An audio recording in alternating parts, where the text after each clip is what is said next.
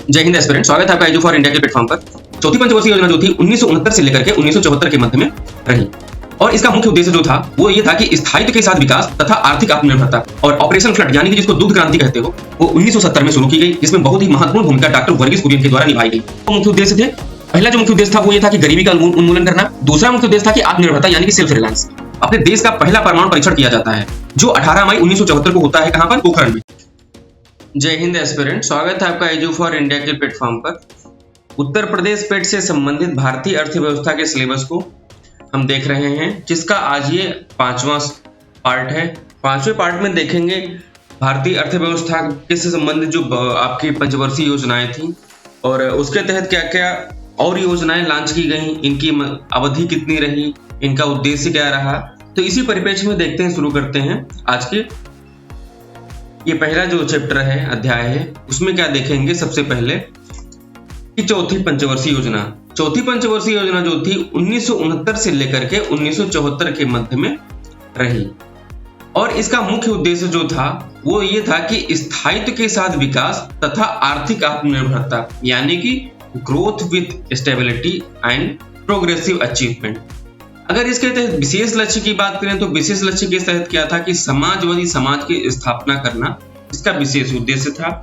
और operation flood यानी कि जिसको दुग्ध क्रांति कहते हो वो 1970 में शुरू की गई, जिसमें बहुत ही महत्वपूर्ण भूमिका डॉक्टर वर्गीस कुरियन के द्वारा निभाई गई। ऑपरेशन फ्लड को लेकर के आपके भारतीय अर्थव्यवस्था जो पेट का सिलेबस है उसमें एक अलग से चैप्टर दिया गया है, जिसको हम विस्तार रूप में आगे देखेंगे। यहाँ पर बस ये समझ लेते हैं कि ये किस पंचवर्षीय योजना के तहत आई, जिससे कि आपको जो क्वेश्चन आए और आसानी से आप कर सको। फिर देखते हैं कि जो परिवार नियोजन कार्यक्रम था ये भी चौथी पंचवर्षीय योजना के तहत ही प्रारंभ किया गया। फिर आगे देखते हैं कि इसमें दिया गया है कि 14 बैंकों का राष्ट्रीयकरण भी किया गया था इस पंचवर्षीय योजना के तहत। वो हुआ था 19 जुलाई 1969 को। अब इसमें ये देखना है कि सबसे ज्यादा जो महत्वपूर्ण बात ये है कि इसमें 14 बैंकों का राष्ट्रीयकरण किया गया जिनकी पूंजी 50 करोड़ से ज्यादा थी, उन बैंकों का राष्ट्रीयकरण किया गया। इसी पंचवर्षीय योजना के तहत में अपने देश का पहला परमाणु परीक्षण किया जाता है जो 18 मई 1974 को होता है। कहां पर? पोखरण में। और इसका जो कोड नेम था वो कोड नेम आपका जो था वो था कि स्माइलिंग बुद्धा, इसको याद रखना है। और कृषि जो वृद्धि दर थी, एग्रीकल्चर जो ग्रोथ थी वो सर्वाधिक रही इस योजना में। फिर आगे देखते हैं कि इसमें 1971 में आपका भारत पाकिस्तान का युद्ध हुआ था। फिर अगर इस पंचवर्षीय योजना की वृद्धि दर की अगर बात करें तो इसमें लक्ष्य था 5.7% का, लेकिन जो प्राप्ति हो पाई थी वो 3.3% की ही हो पाई थी और ये असफल योजना मानी जा रही है। इसका मुख्य कारण जो था असफल होने का, पहला क्या था कि मौसम था। फिर क्या हुआ कि इसमें बांग्लादेशी जो शरणार्थी थे उनका आगमन भी हुआ इसी में। बांग्लादेश शरणार्थी आगमन क्यों हुआ? क्योंकि वहां पर उस समय 1971 में बांग्लादेशी जो मुक्ति युद्ध था वो चल रहा था, जिसको आप बांग्लादेश लिबरेशन वार भी कहते हैं। फिर आगे देखते हैं जो आपका अगला जो दिया हुआ है पांचवी पंचवर्षीय योजना। पांचवी पंचवर्षीय योजना जो है आपकी बहुत ही ज्यादा महत्वपूर्ण है हर एक एग्जाम की दृष्टि से, लेकिन हम तो यहाँ पर अभी देख रहे हैं पेट 2022 के लेकर के, तो उसके लिए भी काफी ज्यादा ये महत्वपूर्ण है। इसका फाइनल ड्राफ्ट जो था तैयार किया गया और लॉन्च भी जो किया गया था वो डीपी धर के द्वारा किया गया था। इसके दो मुख्य उद्देश्य थे। पहला जो मुख्य उद्देश्य था वो ये था कि गरीबी का उन्मूलन करना। दूसरा मुख्य उद्देश्य था कि आत्मनिर्भरता यानी कि सेल्फ रिलायंस। फिर इसमें आता है आपका कि इसी योजना को समय से पूर्व समाप्त कर दिया गया।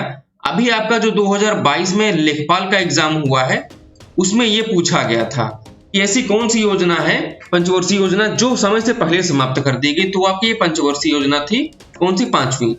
और इसका जो समय था कि 4 साल तक ही चला, उसके बाद ही समाप्त कर दी गई। और इस समय जो सरकार थी वो जनता पार्टी की सरकार थी और आपके प्रधानमंत्री जो थे वो मोरारजी देसाई थे। फिर क्या होता है कि इसी के तहत में आपका योजना जो थी इसमें प्राथमिकता किसको दी गई? तो सबसे ज्यादा प्राथमिकता इसमें कृषि को दी गई, उसके बाद में उद्योगों को दी गई और फिर उसके बाद में खनिजों को दी गई। तो इस तरीके से आप इसको याद रख सकते हैं कि किसको किसी प्राथमिकता दी गई। फिर इसमें आगे देखते हैं आपके जो पहली बार इस योजना के तहत में क्या हुआ कि गरीबी और बेरोजगारी पर ध्यान दिया गया। और इसकी जो वृद्धि दर थी, इसका लक्ष्य जो था 4.4% रखा गया, लेकिन इसकी प्राप्ति जो की गई 4.8% की गई। और एक सबसे महत्वपूर्ण बात है, इसको आप याद रखना कि 1975 में 20 सूत्री कार्यक्रम शुरू किया गया और इसका जो मुख्य उद्देश्य था गरीबी को दूर करना था। फिर आपका क्या हुआ था कि 25 जून 1975 को इसी योजना के मध्यावधि में आपातकाल की घोषणा की गई थी। और एक सबसे ही ज्यादा जो महत्वपूर्ण बात यह है वो ये है कि विद्युत आपूर्ति अधिनियम 1975 भी इसी योजना के तहत में लाया गया था। फिर आता है कि इस योजना के तहत में नेशनल हाईवे सिस्टम भी लाया गया। फिर है आपका 1974 में क्या हुआ था कि राष्ट्रीय न्यूनतम आवश्यकता कार्यक्रम। ये बहुत ही ये जो आपके प्रोग्राम हैं या योजनाएं हैं, ये कब लॉन्च हुई, इनको लेकर के आज भी क्वेश्चन पूछे जाते हैं और फिर पूछे जाने की संभावना है, तो इनको आपको याद रखना है। वो ये है कि 1974 में राष्ट्रीय न्यूनतम आवश्यकता कार्यक्रम और फिर 1977-78 में काम के बदले अनाज योजना कार्यक्रम, जो योजना या फिर कार्यक्रम लाया जाता है। और बहुत ही जो महत्वपूर्ण बात है वो ये है कि गरीबी हटाओ का नारा या स्लोगन इंदिरा गांधी के समय में इसी पंचवर्षीय योजना के तहत में दिया गया था। फिर आता है सबसे महत्वपूर्ण जो आपका फैक्ट है वो ये है कि 1975 में आपके आरआरबी स्थापित किए जाते हैं पहली बार। वो कब? सब 1975 में स्थापित किया जाता है। पहला जो आपका था जो क्षेत्रीय ग्रामीण बैंक, जिसको आप कहते हो क्षेत्रीय ग्रामीण बैंक, जिनको कभी क्या होता है आप लोग रीजनल जो आपके रूरल बैंक होते हैं उन्हीं को क्या कहते हैं आप? आरआरबी कहते हैं। तो सबसे पहला जो आरआरबी था वो प्रथमा बैंक था, जिसकी स्थापना मुरादाबाद में की गई थी। और अगर इसमें हिस्सेदारी की बात करें कि इसमें किसका कितना जो आपका रहता है हिस्सा रहता है इसकी स्थापना में, तो सबसे ज्यादा हिस्सा जो आपका रहता है केंद्र सरकार का रहता है, वो रहता है आपका 50%। फिर क्या होता है राज्य सरकार का, कि जिस राज्य में स्थापित की जा रही है उसका कितना हिस्सा रहेगा, वो आपका रहता है कि 15% रहता है। फिर आगे बात करते हैं कि स्पॉन्सर्ड बैंक जो आपकी होती है, यानी कि वो कौन सी बैंक है, कौन सी बैंक उसको स्थापित कर रही है, उसका रहता है 35% हिस्सेदारी रहती है क्षेत्रीय ग्रामीण बैंक में। ये आपका आरआरबी हो गया जो 1975 में लाया गया था। फिर इसमें देखते हैं इसी के तहत में रोलिंग प्लान आता है, जिसको आप अनवरत योजना कहते हो। रोलिंग प्लान में ये 1978 से लेकर के 80 के मध्य में चली और इसको सेकंड प्लान हॉलिडे भी कहा जाता है। अगर क्वेश्चन पूछ लिया जाए कि फर्स्ट प्लान हॉलिडे क्या था, हम आपको बता चुके हैं इससे पहले वाली क्लास में। जो सेकंड प्लान हॉलिडे है ये 1978 से लेकर के 80 के बीच में चला और ये मोरारजी देसाई के समय था। फिर इस अनवरत योजना का जो था प्रतिपादन जो किया गया था वो गुरनाल मिडल के द्वारा किया गया था। इसका सबसे पहले जिक्र उन्होंने अपनी बुक जो थी द एशियन ड्रामा में किया था।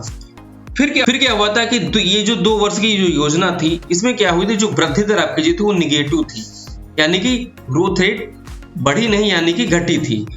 फिर क्या आता है कि एक एक्ट आता है 1978 का, the high denomination bank note, यानी कि जिसमें डिमोनेटाइजेशन किया गया था। इसमें क्या हुआ था कि जो बैंक नोट थे आपके 1000 के, 5000 के और 10,000 के, जैसे कि इन नोटों को आप यहाँ पे देख पा रहे हो, ये आपका क्या है 1000 का नोट है, ये क्या है आपका 5000 का नोट है और ये आपका क्या है 10,000 का नोट है।